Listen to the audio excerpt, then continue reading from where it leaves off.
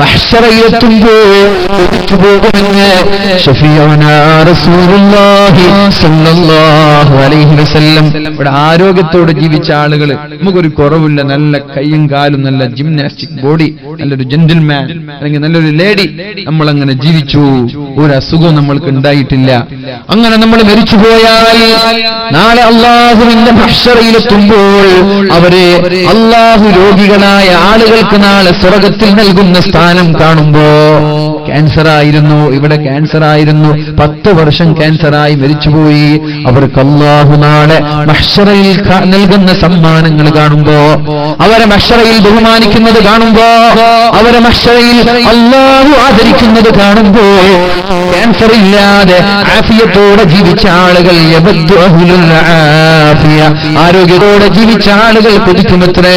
Love അന്ന ജുലൂദഹും പുരിലത്, love അന്ന ജുലൂദഹും പുരിലത് ബിമഖാരിയ മിനൻ നാർ. അല്ലാഹുവേ, എന്തിനാണ് നീ എനിക്ക് ദുനിയാവിൽ ആരോഗ്യം തന്നത്?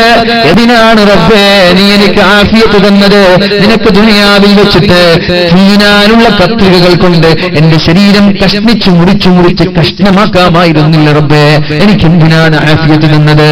ഇത്രമാത്രം ഓഫറുകള്, ഇത്രമാത്രം സമ്മാനങ്ങള്, ഇത്രമാത്രം സ്ഥാനമാനങ്ങള് നീ സ്വർഗീയ ലോകത്ത്, പാരത്രിക ലോകത്ത് രോഗികൾക്ക് നൽകുന്നുണ്ടെങ്കിൽ എന്തേ റബ്ബേ എനിക്ക് നീ നാളെ, എനിക്ക് നീ ദുനിയാവിൽ രോഗം തരാത്തത്?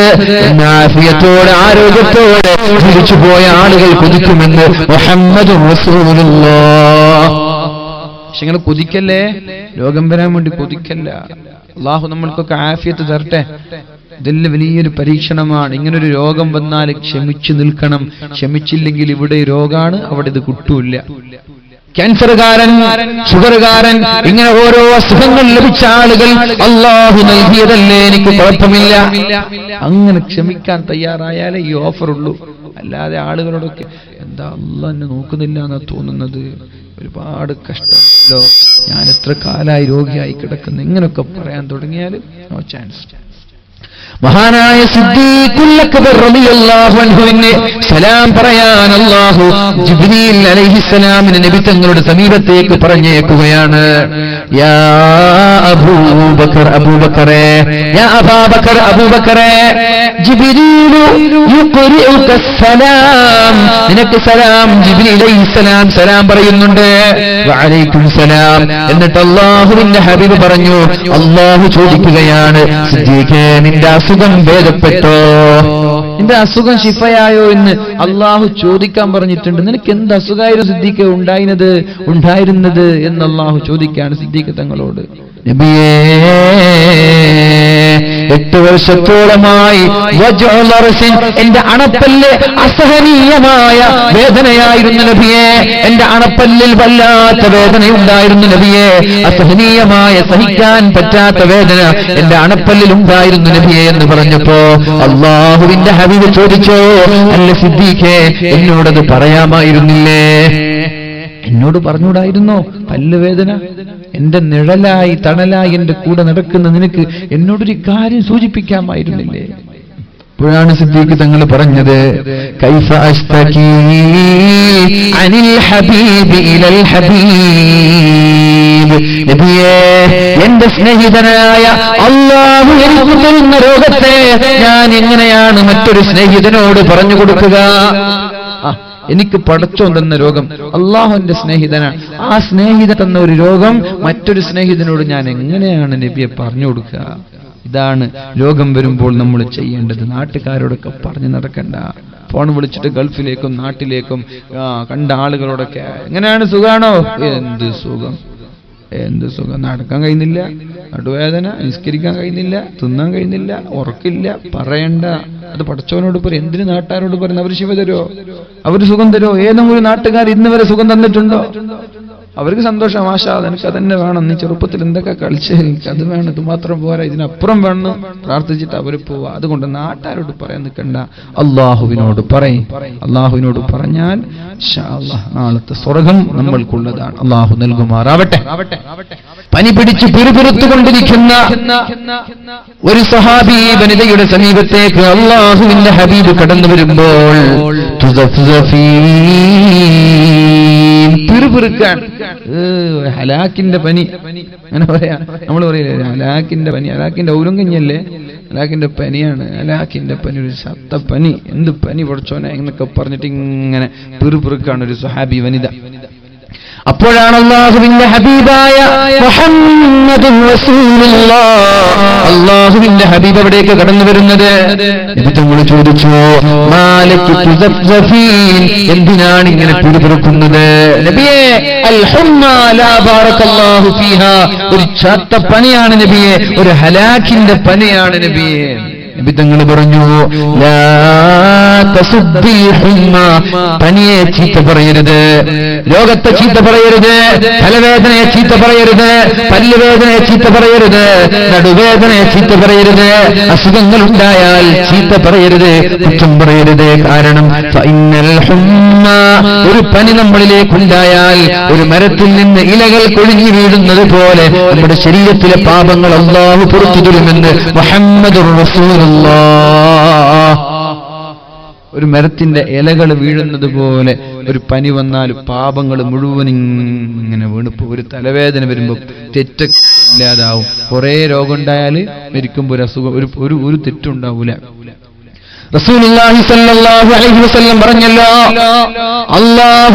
അല്ലാഹുവിനൊരു അടിമയെ ഇഷ്ടപ്പെട്ടാൽ, അല്ലാഹു ഒരാളെ സ്നേഹിച്ചാൽ, അല്ലാഹു ഒരാൾക്ക് സ്വർഗ്ഗത്തിൽ ഉന്നതമായ സ്ഥാനം നൽകാൻ അല്ലാഹു തീരുമാനിച്ചാൽ, വലം യബ്ലുഗ ബിഅമലിഹി, പക്ഷേ അയാൾ നിസ്കാരം കൊണ്ടോ നോമ്പ് കൊണ്ടോ സകാത്ത് കൊണ്ടോ സദഖ കൊണ്ടോ ഖുർആൻ കൊണ്ടോ അയാൾ അല്ലാഹു ഉദ്ദേശിച്ച സ്ഥാനത്തേക്ക് എത്തിപ്പെട്ടില്ല. ഇന്നലിൽ ജന്നതി മിഅത് ദറജ, സ്വർഗ്ഗത്തിന് 100 തട്ടുണ്ട്, സ്വർഗ്ഗത്തിന് 100 തട്ടുണ്ട്. 8 കവാടങ്ങളും 100 തട്ടുകളുമാണ് സ്വർഗ്ഗത്തിനുള്ളത്. ഒരു കവാടത്തിന്റെ ഇടയിൽ 500 വർഷത്തെ വഴിദൂരമുണ്ട് എന്ന് ശഫീഉനാ റസൂലുള്ളാഹ്.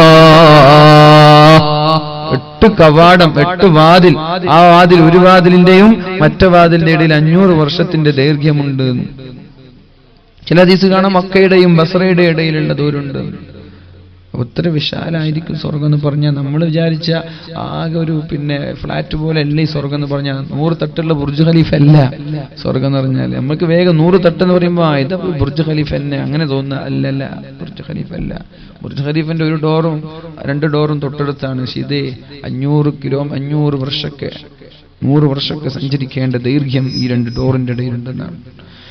അല്ലാഹു റബ്ബ് സുബ്ഹാനഹു വ തആല സ്വർഗ്ഗത്തിലേക്ക് കടന്നു പോകാൻ നമ്മൾക്കൊക്കെ തൗഫീഖ് നൽകുമാറാവട്ടെ.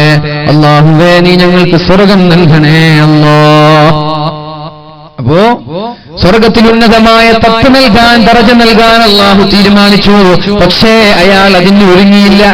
അയാൾക്ക് ആ ഓർമ്മയൊന്നുമില്ല. അല്ലാഹു വിചാരിച്ചത് 199ാമത് തട്ടിലയാളെ കൊണ്ടുപോകണമെന്നാണ്. പക്ഷെ അയാൾ അതിനുള്ള ഒരുക്കങ്ങളും, അയാൾ ഇങ്ങനെ ബടായും പറഞ്ഞ് നടക്ക, നാട്ടില് മടക്കി കുത്തി ഇങ്ങനെ തുമ്മാൻ ഇങ്ങനെ വിട ഇങ്ങനെ നടക്കന്നെ. പക്ഷെ എവിടെ എത്തണ്ടേ? അല്ലാഹു ഉദ്ദേശിച്ച സ്ഥലത്തേക്ക് മൂപ്പർ എത്തണ്ടേ? എങ്ങനെ എങ്ങനെയാണ് എത്തുക? അദ്ദേഹത്തിന്റെ ജീവിതത്തിന്റെ അവസാന ഭാഗങ്ങളിൽ അല്ലാഹു അയാളെ മാരകമായ രോഗം നൽകും. സഹിക്കാൻ കഴിയാതെ വേദനാജനകമായ രോഗം നൽകി അല്ലാഹു പരീക്ഷിക്കും. ആ രോഗം വരുമ്പോൾ അവൻ ക്ഷമിക്കും.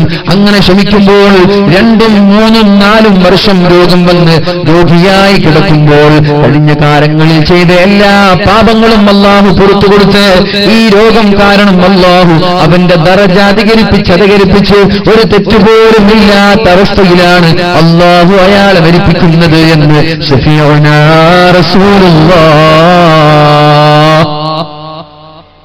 അല്ലേ, മഹാന്മാരൊക്കെ പെട്ടെന്ന് മരിച്ചു പോകാറില്ല. കുറച്ച് രോഗിയായിട്ടാ മരിച്ചു പോവാ, കുറച്ച് രോഗിയായിട്ട് കിടക്കും, പിന്നെ മരിച്ചു പോവാ.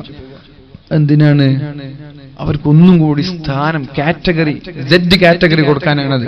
1 മാസം രോഗിയാകും, ഒരാഴ്ച രോഗിയാകും. ആരെപ്പോ രോഗിയാതെ മരിച്ചു പോയത്? എല്ലാവരും പെട്ടെന്ന് മരിക്കൽ കുറവാണ്. മഹാനായ മാനുസ്താദിനെ പോലെയുള്ള ചെറുശ്ശേരി സൈനുദ്ദീൻ മുസ്ലിയാർ, നമ്മുടെ ആദരണീയരായ ഉസ്താദിനെ പോലെ മഹാനായ ശംസുൽ ഉലമ, കൂട്ടുമല ഉസ്താദ്, കോയക്കുട്ടി ഉസ്താദ്, എല്ലാവരും മരിക്കുന്നതിന് മുമ്പ് ആഴ്ചയോ മാസങ്ങളോ രോഗിയായി കിടന്നിട്ടുണ്ട്. അതെന്തിനാ? Z കാറ്റഗറി കൊടുക്കാനാണ്. അല്ലാഹു അവരുടെ കൂടെ സ്വർഗ്ഗത്തിൽ ഒരുമിച്ചു കൂടാൻ നമ്മൾക്ക് തൗഫീഖ് നൽകട്ടെ. അപ്പോ രോഗങ്ങളും പരീക്ഷണങ്ങളും നിങ്ങളോട് ചൊടിയുള്ളത് കൊണ്ട് തരികയല്ല, നിങ്ങളോട് വെറുപ്പുള്ളത് കൊണ്ട് തരികയല്ല. അല്ലാഹുവിനെ ഇഷ്ടക്കാരെ അല്ലാഹു പരീക്ഷിക്കുകയാണ്. ഇന്നല്ലാഹ ഇദാ അഹബ്ബ അബ്ദൻ ഇബ്തലാ. അല്ലാഹു ഒരാളെ സ്നേഹിച്ചാൽ അയാൾ അല്ലാഹു പരീക്ഷിച്ചു കൊല്ലുമെന്ന് മുഹമ്മദുർ റസൂലുള്ളാഹ്. ഇഷ്ടമുള്ള ആളെ നന്നായിട്ട് പരീക്ഷിക്കും, നല്ല സ്നേഹമുള്ള ആൾക്ക് നല്ല പരീക്ഷണം. അതുകൊണ്ടാണ് മുസ്ലിമീങ്ങൾ ഏറ്റവും പ്രയാസങ്ങൾ അനുഭവിക്കേണ്ടി വരുന്നത്. നിങ്ങൾ കണ്ടിട്ടില്ലേ? അമേരിക്കയിലോ ചൈനയിലോ ഫിലിപ്പീനിലോ അതുപോലെ മറ്റുള്ള അമുസ്ലിം രാജ്യങ്ങളിൽ ഒരു കൊടുങ്കാറ്റ് വരുമ്പോ, ഒരു ഭൂകമ്പം വരുമ്പോ, ഒരു സുനാമി വരുമ്പോ ആകെ വിരലിലുണ്ടാവുന്ന ആളുകളെ മരിച്ചു പോകുന്നുള്ളൂ. പക്ഷേ ഒരു മുസ്ലിം രാഷ്ട്രത്ത് ഭൂകമ്പമോ കൊടുങ്കാറ്റോ സുനാമിയോ കടന്നു വന്നാൽ മരിച്ചു പോകുന്നത് ലക്ഷക്കണക്കിന് ആളുകളാണ്. അല്ലാഹുവിന് ഇഷ്ടമുള്ള ആളുകളെ അല്ലാഹു പരീക്ഷിക്കുകയാണ്. ഇന്നല്ലാഹ ഇദാ അഹബ്ബ അബ്ദൻ ഇബ്തലാ. അല്ലാഹു ഒരാളെ സ്നേഹിച്ചാൽ അല്ലാഹു അയാൾക്ക് നിരന്തരമായ തലവേദന നൽകും, നിരന്തരമായ ഷുഗർ നൽകും, ക്യാൻസർ നൽകും, അങ്ങനെ ഒരുപാട് അസുഖങ്ങൾ നൽകും. പക്ഷെ അല്ലാഹു നമ്മൾക്കൊക്കെ അസുഖമില്ലാതെ സ്വർഗം നൽകട്ടെ. ഒരു പക്ഷെ അങ്ങനെ അസുഖമുണ്ടായി ക്ഷമിക്കാൻ കഴിഞ്ഞില്ലെങ്കിൽ അത് പ്രശ്നമാണ്. അതുകൊണ്ട് നിങ്ങൾ ഒരിക്കലും അസുഖത്തെ ചോദിച്ചു വാങ്ങല്ല. അല്ലാഹു നമ്മൾക്കൊക്കെ ആഫിയത്ത് നൽകട്ടെ, അല്ലാഹു ആഫിയത്ത് നൽകട്ടെ. ആമീൻ. ഇത്ര രോഗികൾ. നമ്മുടെ ഹമീദ് കൊളോട്ട് നല്ല ചെറുപ്പക്കാരനാണ്, നല്ല ദീനിനെ സ്നേഹിക്കുന്ന, സമസ്തയെ സ്നേഹിക്കുന്ന, SKSSF-നും SYS-നൊക്കെ ഓടിച്ചാടി നടന്നിരുന്ന ചെറുപ്പക്കാരൻ. അല്ലാഹുവേ ശിഫ നൽകണേ റബ്ബേ. അല്ലാഹുവേ ആ ചെറുപ്പക്കാരന് ആഫിയത്ത് നൽകണേ അല്ലാഹ്.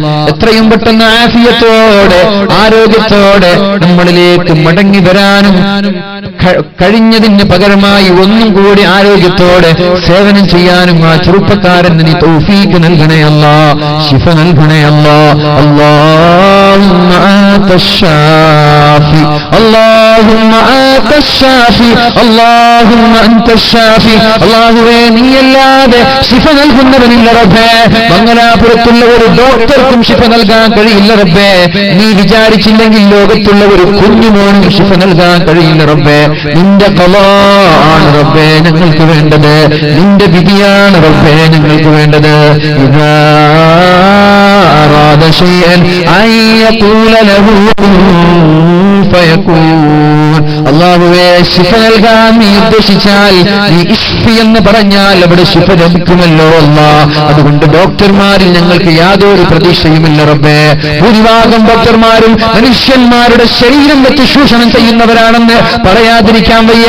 മനുഷ്യന്റെ ജീവിതം വെച്ച് ചൂഷണം ചെയ്യുന്ന ഹോസ്പിറ്റലുകൾ നമ്മുടെ കേരളക്കരയിലും കേരളത്തിന്റെ ചുറ്റുഭാഗത്തുള്ള സംസ്ഥാനങ്ങളിലുമുണ്ട്. മരിച്ചുപോയ ആളുകളെ 2-3 ദിവസം വെന്റിലേറ്ററിൽ വെച്ചിട്ട് ലക്ഷങ്ങൾ വാങ്ങിക്കുന്ന മയ്യിത്ത് കൊണ്ട് വിലപേശുന്ന ഡോക്ടർമാരെ, നിങ്ങൾക്കൊരു പക്ഷേ സമ്പത്ത് ലഭിച്ചേക്കാം. നിങ്ങൾ കളിക്കുന്നത് റബ്ബിനോടാണ്, മറക്കണ്ട. നിങ്ങൾ കളിക്കുന്നത് റബ്ബിനോടാണ്. ഇല്ലാത്ത രോഗം പറഞ്ഞ് വലിയ വലിയ വിലപിടിപ്പുള്ള മൂല്യമായ മരുന്നുകൾ നൽകി മനുഷ്യന്മാരുടെ ആരോഗ്യത്തെ വെല്ലുവിളിക്കുന്ന ഡോക്ടർമാരെ, അല്ലാഹുവിനെ പേടിക്കാത്ത ജോലിയാണ് നിങ്ങൾ ചെയ്യുന്നതെങ്കിൽ അതിനേക്കാൾ വലിയ അസുഖങ്ങൾ നിങ്ങൾക്ക് നൽകി പരീക്ഷിക്കാൻ അല്ലാഹുവിന് കഴിയാഞ്ഞിട്ടല്ല. മനുഷ്യന്മാരുടെ ശരീരം വെച്ച് ചൂഷണം ചെയ്യുന്ന എത്രയോ ഹോസ്പിറ്റലുകളുണ്ട്.